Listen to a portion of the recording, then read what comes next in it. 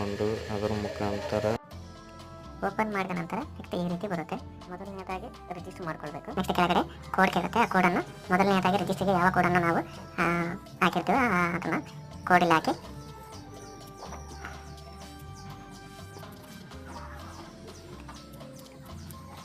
Code type ಮಾಡಿದ ನಂತರ ಕೆಳಗಡೆ ಲಾಗಿನ್ ಅಂತ ಇದೆ. ಆ ಲಾಗಿನ್ ಅನ್ನು ಕ್ಲಿಕ್ ಮಾಡಿ. ಕ್ಲಿಕ್ ಮಾಡಿದ ನಂತರ ಇಲ್ಲಿ ಓಪನ್ ಆಗುತ್ತೆ. ಪೇಮೆಂಟ್ ಸ್ಟೇಟಸ್ ಅದನ್ನು ಕ್ಲಿಕ್ ಮಾಡಿ.